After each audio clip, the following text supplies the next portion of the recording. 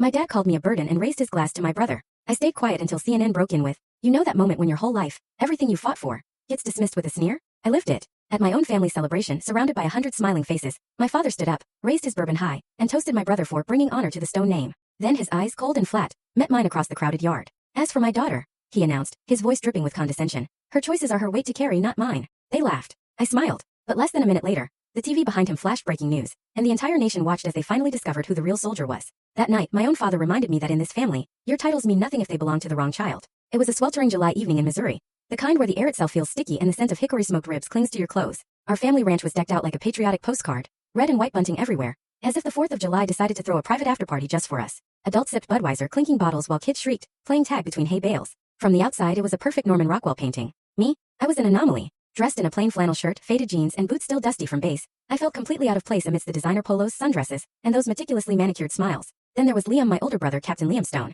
He was the star. Custom-tailored navy suit, holding court in the center of the lawn, spinning stories about top-secret Pentagon strategy meetings and dropping names of senators. People laughed too loudly, nodded too eagerly. He was the chosen one. Always. I tried to catch my mother's eye. Eleanor Stone stood by the buffet, carefully spooning mashed potatoes onto Liam's plate as if it were some sacred offering. "Hey, Mom," I said, my voice barely audible over the chatter. She glanced my way, her smile tight, distracted. "Hi, sweetheart," she whispered quickly, her eyes already darting back to Liam. "Be sure to grab some corn before it's gone." And just like that, she turned away. That fast. Then my father, Harrison Stone, rose from his chair, a glass of 4 Roses bourbon in hand, and the entire yard fell silent. His voice, aged by years of command and arrogance, boomed across the gathering. "I'd like to make a toast." Every head swiveled. Phones dropped. Conversations died.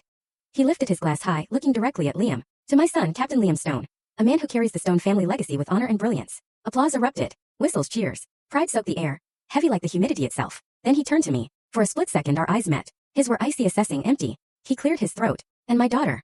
Well, her choices are her own burden to carry." That was it. No name. No glass raised. Just a dismissal so sharp it felt like broken glass in a punch bowl. The silence that followed was louder than any explosion I'd heard in combat. Even the crickets stopped chirping. My stomach clenched. My breath caught in my throat. I stood there, suddenly hyper-aware of every single person's gaze. The neighbor's kid's jaw dropping mid-hot dog bite. The way Liam grinned smugly into his drink. I wanted to vanish. But then came the twist. The outdoor bar's flat-screen TV, which had been idly playing baseball highlights, flickered. It switched to a Fox News special bulletin. The anchor's voice was somber. "We've just received confirmation from the Department of Defense." My heart stopped. The screen filled with the Pentagon seal. Then my photograph. Full story on the channel. Link below. Click now and watch what happened next.